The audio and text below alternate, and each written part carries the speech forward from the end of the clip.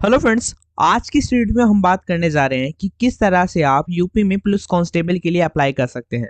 तो किस तरह से आपको ओवरऑल एप्लीकेशन फॉर्म फिल करना है, यानी कि रजिस्ट्रेशन कैसे करना है और कौन कौन से डॉक्यूमेंट्स आपको अपलोड करने हैं, उनका साइज कैसे रिड्यूस करना है, पेमेंट कैसे करना है, ठीक है, एलिजिबिलिटी क्राइटेरिया क्या है और एप्लीकेशन का जो स्टार्टिंग डेट है, एंडिंग डेट क्या है, ये सारी की सारी चीज़ें मैं आपको इस वीडियो में बताऊंगा। तो वीडियो में बने रहिएगा एंड तक, ताकि एक भी इन्फॉर्मेशन आपसे मिस ना हो जाए और कुछ भी आपसे छूटे ना। और ए टू जेड मैं आपको एप्लीकेशन फॉर्म फिल करके दिखाऊंगा, लाइव फिल करके दिखाऊंगा। तो चलते हैं, वीडियो को स्टार्ट करते हैं। देखिए, इस वेबसाइट का लिंक तो आपको डायरेक्ट या तो डिस्क्रिप्शन में मिल जाएगा या तो आप गूगल से सर्च कर लीजिएगा। उसके बाद इसकी जो एप्लीकेशन की जो स्टार्टिंग डेट है वो 27 दिसंबर से स्टार्ट हो गया और 16 जनवरी 2024 तक इसकी एंड डेट है। तो इसको आप जरूर फिल कर लीजिएगा, ठीक है। तो यहाँ पे सिंपली आपको जैसे इस वेबसाइट पाएंगे, अप्लाई ऑनलाइन वाले बटन पे क्लिक कर देना है, ठीक है। जैसे ही अप्लाई ऑनलाइन पे क्लिक करेंगे, यहाँ पे आपका रजिस्ट्रेशन का प्रोसेस आ जाएगा, ठीक है। तो ये आपको क्या करना है, यहाँ पे आपको रजिस्ट्रेशन कर लेना है, ठीक है। तो सबसे पहले यहाँ पे क्या करना है, आपको अपना फर्स्ट नेम बताना है, ठीक है। अगर आपका कोई लास्ट नेम है तो वो डालना है, नहीं तो आप इसे छोड़ भी सकते हैं। और फिर यहाँ पे आपको अपना पूरा नाम फिल करना है। उसके बाद यहाँ पे आपको अपना डेट ऑफ बर्थ डालना है। जन्म तिथि डालने के बाद यहाँ से सेलेक्ट कर सकते हैं आप date and year.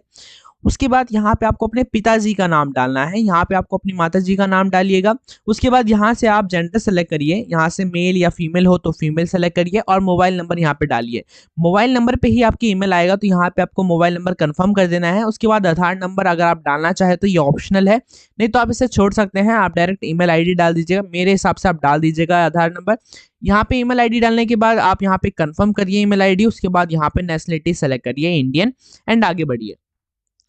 Person details डालने के बाद यहाँ पे आपसे अदर इन्फॉर्मेशन पूछी जाएगी, जैसे कि क्या आप मतलब आप यूपी के रहने वाले हैं, आप यूपी के निवासी हैं। तो यहाँ पे आपको यह करना है, यस कर देना है, ठीक है।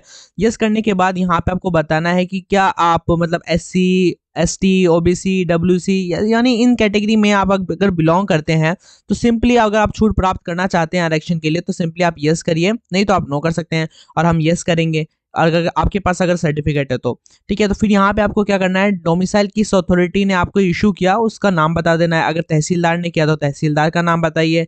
डोमिसाइल का जो डेट है इशू कब हुआ उसका सर्टिफिकेट आपको बताना है, कब इशू हुआ, तो वो डेट यहाँ से सेलेक्ट कर लेनी है, ठीक है। उसके बाद डोमिसाइल का सर्टिफिकेट का सीरियल नंबर क्या है वो आपको डालना है और यहाँ पे आपको होम डिस्ट्रिक्ट यहाँ से सेलेक्ट कर लेना है, ठीक है।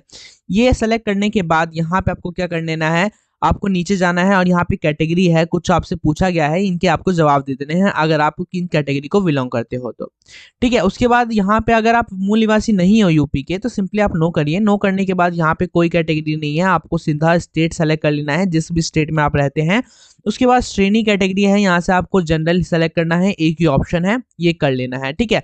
उसके बाद यहाँ पे एजुकेशनल क्वालिफिकेशन आपको बतानी है, तो ये हमने अदर इन्फॉर्मेशन अपने कंप्लीट कर ली। उसके बाद यहाँ पे एजुकेशनल क्वालिफिकेशन बतानी है, यहाँ पे आपको 10th की डिटेल देनी है और 12th की डिटेल देनी है। सबसे पहले तो आपको बोर्ड का नाम बताना है, यहाँ पे आपको बोर्ड का नाम बताइए।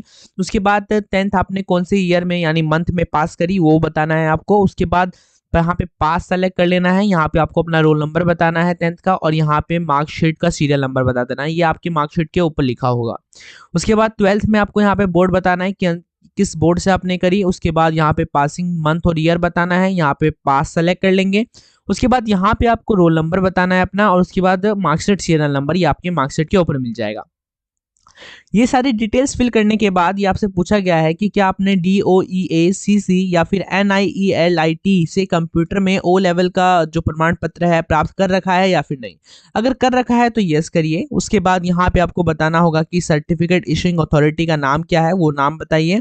डेट कब इशू हुआ सर्टिफिकेट का वो डेट बताना है और सीरियल नंबर बताना है सर्टिफिकेट का। उसके अलावा अगर आपके पास आपने 2 साल की न्यूनतम अवधि के लिए प्रादेशिक नेता में काम किया है, अगर आपने काम किया है प्रादेशिक सेना में तो यहाँ पे आपको यस करना है और अगर नहीं किया है तो नो करना है। अगर आप यस करते हैं तो यहाँ पे आपको सर्टिफिकेट मिला होगा, उस सर्टिफिकेट की इशूइंग अथॉरिटी का नाम बताना है, यहाँ पे डेट बताना है और यहाँ पे सीरियल नंबर बताना है। और नहीं कर रखा है तो सिंपली आपको नो सेलेक्ट करना है। उसके बाद यहाँ पे आपसे पूछा गया है कि क्या आपने राष्ट्रीय कैडेट कोर का बी प्रमाण पत्र प्राप्त किया है। अगर आपने कर रखा है तो सिंपली यहाँ पे भी आपको यस करना है और नहीं कर रखा है तो नो करना है, ठीक है। अगर आप यस करते हैं तो आपको सेम डिटेल्स आपको देनी होगी, ठीक है, ये ध्यान रखिएगा।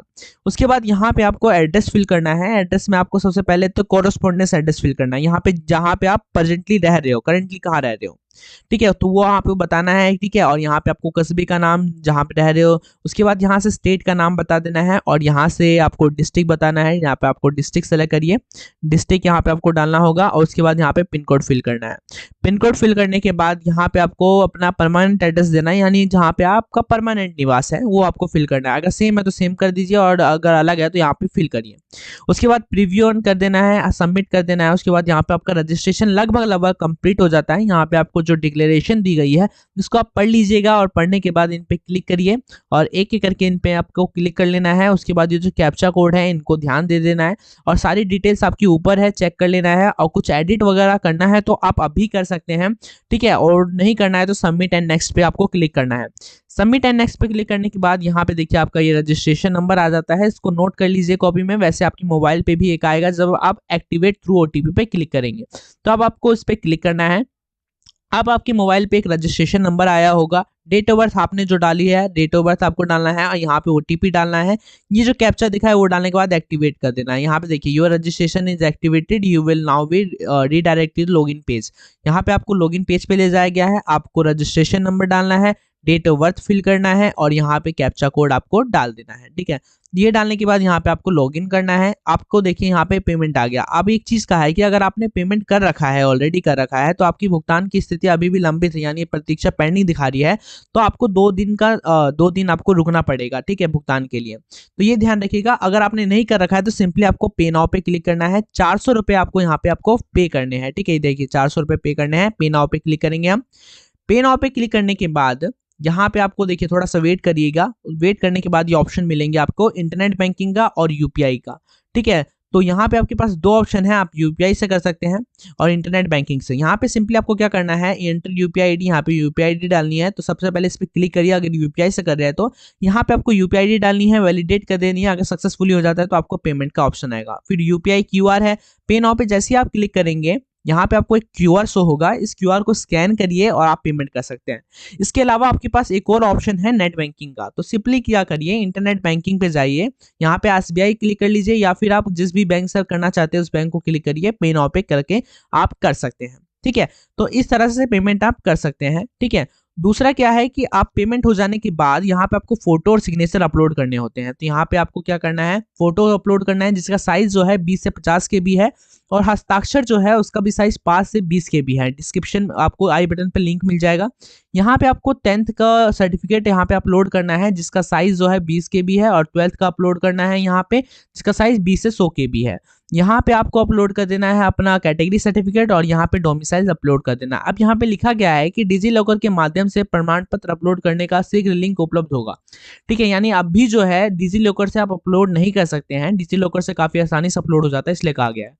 तो अगर ये सारी चीजें अपलोड करने के बाद फाइनल सबमिशन एंड नेक्स्ट पे क्लिक करना है। उसके बाद यहाँ पे आपको अपना फाइनल सबमिशन होता हुआ हो जाएगा आपका और रजिस्ट्रेशन नंबर आपको यहाँ दिखेगा। आपको सिंपली क्या करना है, प्रिंट एप्लीकेशन पे क्लिक करना है और प्रिंट ले लेना है। तो इस तरह से आप यूपी कांस्टेबल का फॉर्म फिल कर पाएंगे, ठीक है।